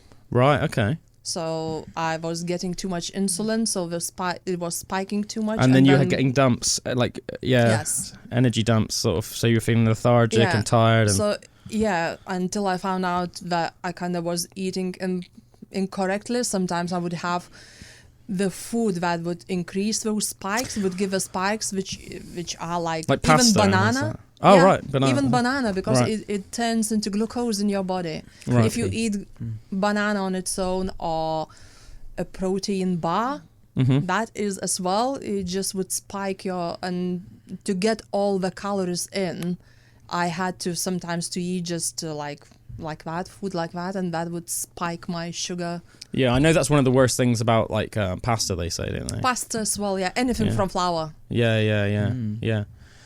So there's certain things you eliminated from your diet just to make sure that you would never be feeling lethargic and tired. I'm eating after other stuff, because that food if you eat it on their own, that causes spikes. Yeah. First of all, how it is advised to eat vegetables, then to eat protein and fats, and then only carbs at the end. And the last thing is dessert. So if you eat in that order, then the curve stays flat. Oh, okay. That's really interesting. Yeah, no, that's fascinating. Huh. Yes, it's really interesting. It's one thing that I always think is I always say to Drew in here, because Drew will come in here sometimes and he doesn't prepare food at all, and then sometimes it will get to 2:00, say, and Drew will get I'm getting pretty hungry, and I'm like, have you eaten anything today? And I'll say no. I'm like, man, you got to go eat something. Yeah. You got to go eat. I just can't. It's like, I think so many people that aren't into. It's easy if you're not into working out or something. They would just go so many long periods without eating, and they don't think about how much it's affecting them. But and then you'll see that Drew's flagging a little bit. It's happening a little bit today. All I've had is my porridge this morning. Yeah, so it's, and I can feel myself flagging a little bit. Even getting getting irritable and tired, and it's like, man, and it's almost like I don't think people even realize that it's because they haven't eaten. It's like, you need to go and eat something. Stop what you're doing now, go into town, get some food, get some food in your system, because it's like, I'll come in here and I'm prepared. I know I'll make sure I'm prepared until I go home. Sort of thing, Yep, your big sandwich. yeah. I mean, I sort of keep it pretty simple, but I mean, when I wake up, I'll pretty much always have a smoothie. I don't like to eat that much in the morning.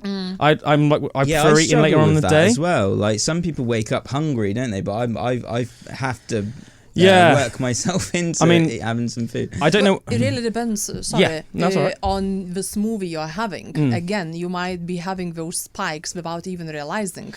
If you're having fruit smoothies, that's not good for you, because fruits are just basically glucose, fructose. Well, even just blueberries. Yes. Really? Yeah. So what I'll usually have in the morning, I'll have usually 200 grams of Greek yogurt, some whey protein, and like some blueberries. And like I switch it up, maybe like blueberries and blackberries, maybe blueberries and strawberries, blueberries and raspberries, or like blueberries and banana. And then that's what I usually. That's not bad, but because you're having protein, it's mixed with some other stuff rather than, when people drink smoothie made out of fruits, completely from fruits, that's just pure, glucose, sugar. Yeah, no, I'll always have my protein because obviously overnight, especially if you're training really regularly, I want to make sure I'm getting in protein straight away. Yeah.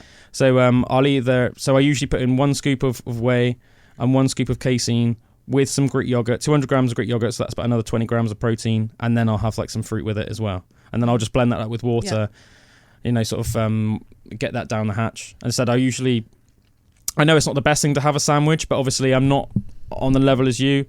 I just basically want to make sure I'm getting my protein in, so I'll always take have like some sort of like protein and salad sandwich. So it's like chicken or turkey or tuna.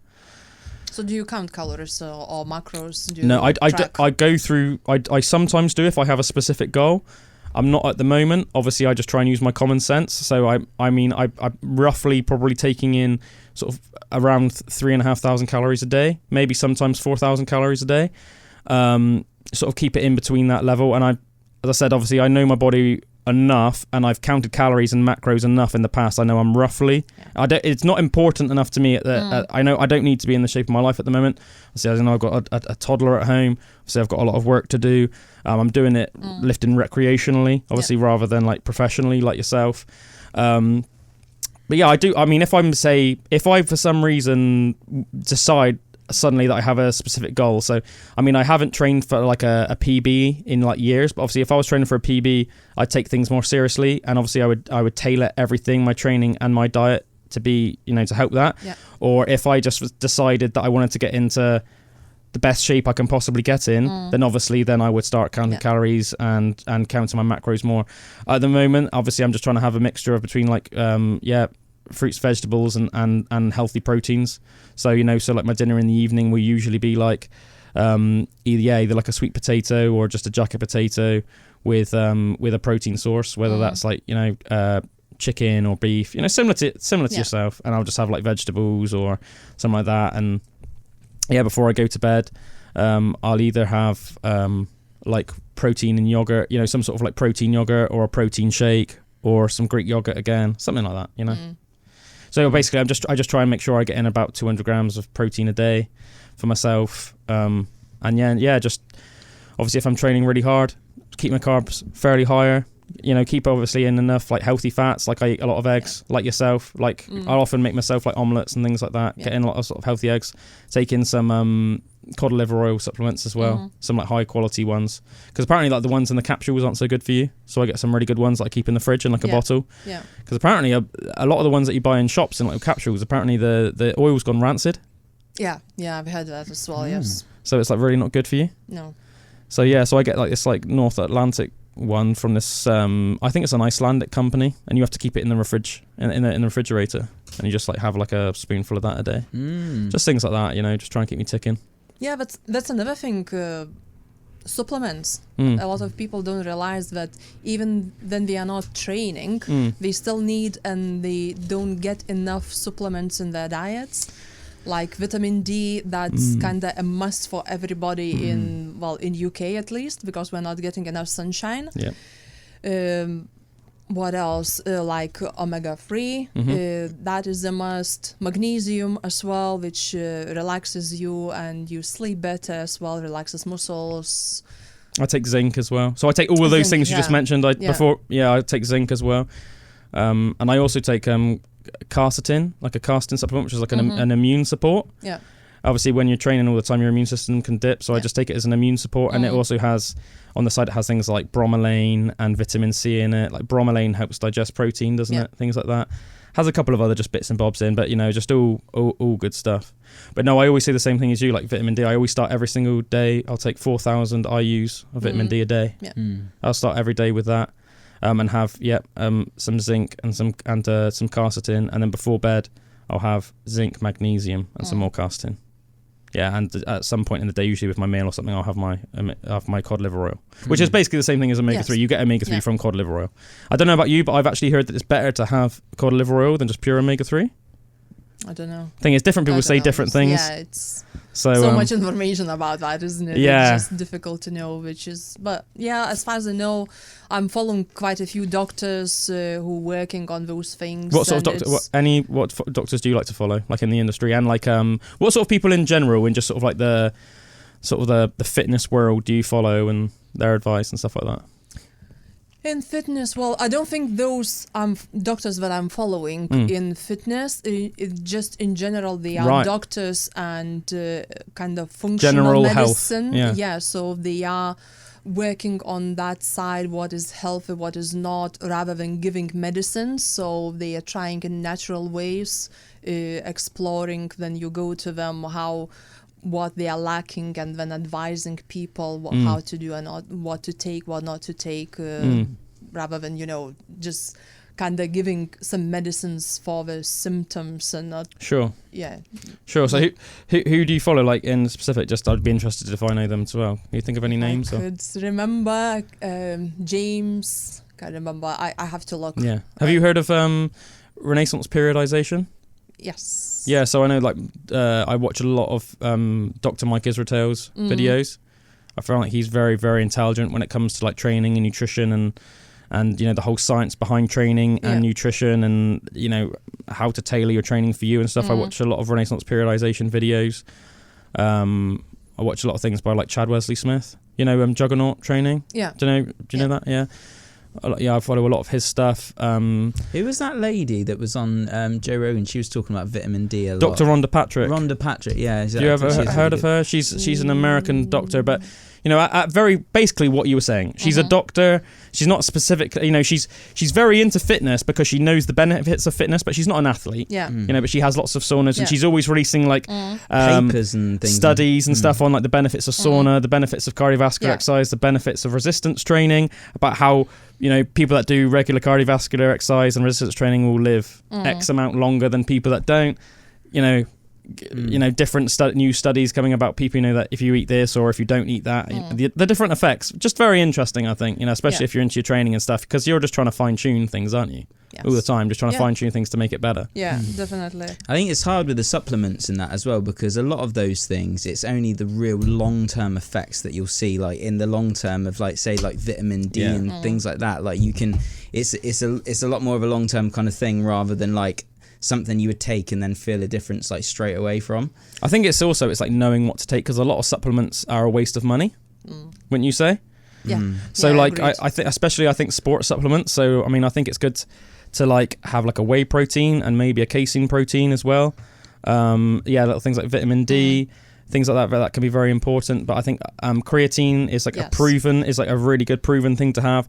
But I mean, I think things like BCAAs, personally, I think are probably a waste of your money. Yes, I agree. You don't need that. It's just what's that? Branched chain amino acids. A lot of people spend their money on it and take it, but it's like, I mean, I saw a really funny meme about it, and it was like a guy in a swimming pool pouring a glass of water over his head, and it said like people that eat 200 grams of protein a day taking BCAAs. So I mean, the analogy was, it's like, it's like it's about as useful as being in a swimming pool and pouring a glass of water over your head. It's like your body's already swimming in amino acids. Like that, if you think that it's going to make much of a benefit just having BCAAs on top of that when you work out, like it's not really going to do anything. Like it's essentially like flavored water, but you're spending like however much money on like what's essentially flavored water. And also, I've heard that apparently like essential amino acids can be beneficial. Like if you're struggling to get in your protein that day, because essential amino acids are like have all the amino acids, whereas BCAAs are just the BCAAs, just the 4 BCAAs. Well, what is important, and the way I'm always taking electrolytes, because you sweat so much and you don't even realize that you are lacking all those magnesium and all other electrolytes in your body. The symptoms I had myself when I was lacking, I was having like problems with my heart, let's say. I would wake up at night feeling like beating very fast. That's mad, because that happened to Calum. And we just talked about it on the last podcast. So it's just like, well, it might have been something to do with it. I don't know. Yeah. But it's funny because I was feeling unwell as well during the trainings, and until I've read somewhere, and I started taking, and it actually really, really helped. Just like, so you take electrolytes during training? Anytime. It's just a lack of them, or lack of water as well. It wasn't drinking enough water as well. So you need to get in your potassium and your sodium and your calcium and stuff like that. I think because obviously a lot of people here, not to eat really salty foods and stuff, and obviously table salt's not very good for you, but I think if you have like a high quality salt, like some Himalayan salt or some good quality sea salt, like I don't have it loads, don't get me wrong, but always with my dinner I'll sprinkle some Himalayan salt on my dinner. Just because it's got electrolytes in it, it's got good minerals in it, so it's a good thing to have. I like the sea salt. Like Cornish sea salt you can get. Well, it's a similar thing, whether it's sea salt or Himalayan salt, it's just a good quality salt, just like, it will help you out. But yeah, it's funny. I mean, I don't know if that was the cause of it with me, but I had the same thing where I woke up and my heart was, and I actually went and did some tests, when they hook you up, and I went on a treadmill. And they basically said that I was like the healthiest person that had been in the hospital that year doing it. Okay. But it was just one of those things, you know what I mean? Because it's like, because basically they just put you on a treadmill and they hook you up, and you basically have to just go as long as you possibly can. So I was just obviously just going and going and going. And in the end, they just said, you can stop now. But like, because I think most of the time they probably get guys in there like 65-year-old guys that are probably obese and stuff like that can barely last 5 minutes, but never really got to the end the end of like why it happened. It might have just been like I didn't have enough potassium or something, but because it was enough for me to go to the doctors and get it sorted out, because obviously it didn't feel right that I'd woken up and my heart was all like that. I was like, that's a bit strange. It was very kind of scary as well when it happened a few times, and then kind of don't have any problems anymore because I'm taking every day those electrolytes. Yeah, it might have been with me as well. At the time my diet was a bit different, and I was having like barely any carbs at the time. I was eating more fats, so my body was getting more energy in that way. I wasn't like doing keto per se, because my main macro was still protein, but I was like basically having like no carbohydrates, but I was still doing very demanding workouts. So my body was probably taking more of a beating than I realized. I was making sure I was getting in enough protein, but I would just have like, say, like I'd have like 2 chicken legs and then just like a bowl of broccoli. Do you know what I mean? Oh my God. Do you know what I mean? So it's like, I mean, obviously it's much better for you to have like a potato with that, or or like some rice or something like that. So what were you doing? Why were you eating like that? Because normally bodybuilders eat like that, before the show, when they want to get skinny and then just show the muscles. Yeah, I think it's just with me. I guess it's just like that evolution. Like I didn't know quite as much as I know now, and at the time I was trying to lose weight. The biggest I ever got was about 18 stone, and I've always been natural. And I think like for me as like a natural guy, like 18 stone, it was like really like, as you said, I was eating like so much. And I did some really good lifts at that weight, but I felt like almost like a big like lumbering tank. Like I felt very strong, but I felt very sluggish and stuff like that. So, I mean, I was losing weight, and it was really, whatever I was doing, it clearly wasn't doing. I was performing very well, because I actually was doing some really good lifts when I was eating like that. So when I say when I was basically eating no carbs. So I was actually like losing weight and lifting really good. So like at the time, I was like deadlifting like 260 kilos. Could deadlift like 150 kilos for 10 reps. Wow. 180 kilos for 5 reps. 190 for 3. Sort of those sort of lifts, like, like pretty regularly, doing lots of weighted chin-ups. But I sort of, but then I went down to a sort of about 16 stone, which is what I'm sort of about now. Sort of I hover around that now, sort of go between sort of 16 and a half stone, and I feel like that's a healthy weight for me, like a good sort of mixture of stuff where I still feel fast and pretty fit, stuff like that. Saying that, I need to start doing some more cardio again. I used to run 3 5Ks a week. All right. Just for general, just sort of like, I'm never going to be like a long distance runner, because I'm just not sort of, I'm not built like Mo Farah. And I find running boring as well. The same. I don't like running, and I'm a natural sprinter. I can sprint very fast, but when it comes to long distances, I need to do. I do them, Yeah. but I suffer. I don't like them. I think people that are probably born with like faster twitch muscle fibers and stuff. Yeah, it's like I'm the same. I love sprinting actually. Like I really enjoy it. Same, yeah. Like 200 meters or something like that. Like I find that really fun, but it's very like monotonous, isn't it, and boring. Like a 5K, like I look down, you know, I've been doing it for 10 minutes. It already feels like I've been doing it for half an hour. I'm like, kind of looking at the clock. Oh, is it finished yet? No. Oh my God, there's still to go. So far, isn't it? And I think that's like the fun thing about like say like weight training is like each like set or whatever you want to call it. It only goes on for so long. Like, I mean, I know obviously like in CrossFit you'll do obviously like a lot of timed things, but say like, you know, your set will be anywhere between sort of 20 seconds to like a minute long, I guess. Yeah. So like you have to keep up that energy for that amount of time, but it's like short bursts. Yeah. Whereas as I said, like if you do something like long distance running, it's so boring. Just putting one foot in front of the other for ages, and it's just like, oh man, you know, it's like tedious stuff. Yeah. Like I don't understand how people can do like marathons all the time and stuff like that, but. Yeah, and I had to train. When I came to CrossFit, I had to train to be able to do all those long workouts. I used to really struggle, do like for 10 minutes, and then my energy levels will drop drastically. Yeah. So I had to train myself to be able to keep up for a long time. Obviously, from as you say, in powerlifting, you just need 20 seconds and you're done. So yeah. I suppose your body will adapt to whatever you're doing, so it gets used to it, and it is crazy how I always find that how quickly your body can adapt to something. Like, you know, it's within months rather than maybe less than that sometimes. I felt like my body adapted very quickly to doing 3 5Ks a week. And I actually felt really, really fit at the time. At the time, I was basically... My training was super simple at the time. I was almost just doing like 3 full-body weight training workouts a week. And on the days when I wasn't weight training, I would run a 5K, basically. And then I would just take Sunday off, like to rest. But I felt like really good, like fit and strong at the time, you know? Like I would sort of like... I'd sort of do like squat on Friday, deadlift on I do be full body workouts, but it'd be like squat emphasis on Friday, deadlift emphasis on Monday, bench press emphasis on Wednesday, but all full body workouts. Basically run a 5K in between those days, but apart from taking Sunday off, and I just felt awesome. You know, like felt good a good balance. Yeah, good balance of everything. But yeah, I wasn't eating enough carbs. So like just before we end, Ruta, is there anything else like you'd like to say, or sort of anything you can think of that you'd like to get out there, or anything that you'd want to promote, anything like that, or I think like your business? I can talk about business, but the main thing for me to say that you have to think how you're eating. Even when I was thinking I was eating healthy, I was having problems, as I mentioned those. If I wasn't eating every 2 hours, I was having problems. So you have to know more and think what you actually put into your mouth rather than thinking, I'm very healthy. Yeah, and I think, you know, if you're feeling good, then you're probably doing a good job in general. Yeah. And if you're not feeling good, even if you think you're eating healthy, then you probably need to look into it a bit deeper. Be more aware. Yeah.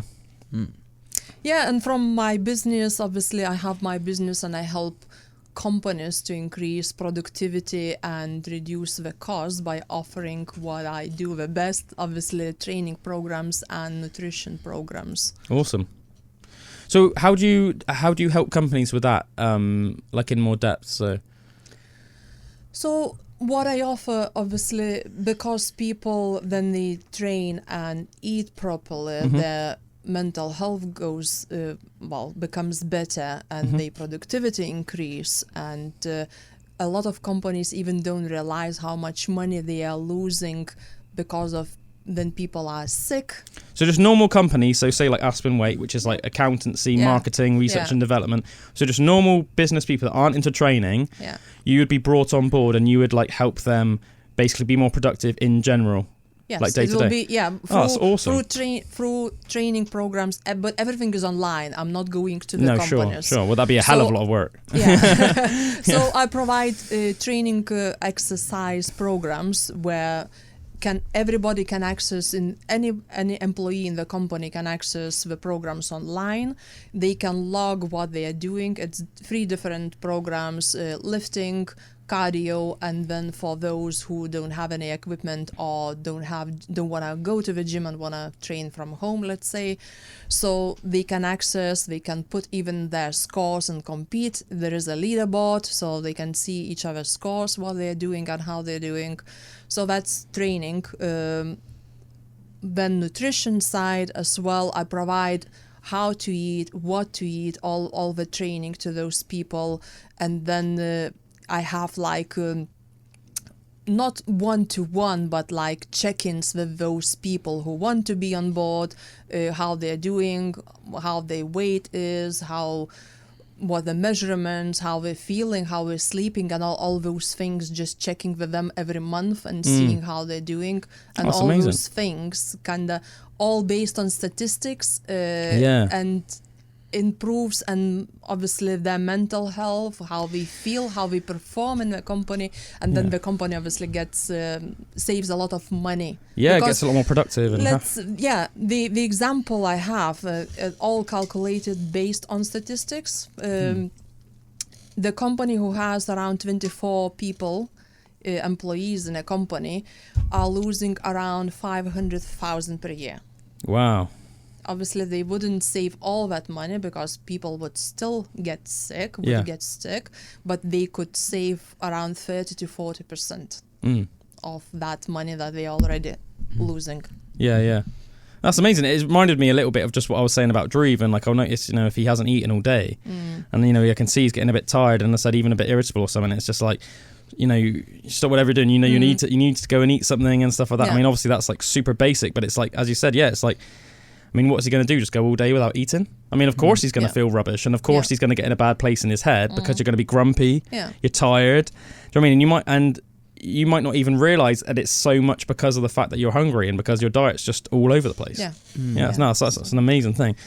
Well, thanks so much. Do you want to ask anything else, Drew, before we go? Or? No, I was just going to say that sounds like a really good inner working environment thing as well, because one of the things that I love when I come around to yours, you know so much about it that you pick up on that, like as I'm training and stuff. So I can imagine in a work environment, if you're creating this shared experience for everyone, then they'll be able to kind of like have each other's back with it as well, and kind of like grow together with it. So I can see how that could really help. It's a good idea. So kudos to you for that. And I can imagine it's fun for you as well, because then it's like you've managed to make a business out of something still that you've incorporated your training into your business, which is so, and diet, which is amazing. It's a good thing. Yeah, and I love it because that's what I kind of like doing. I do myself. I know how it works.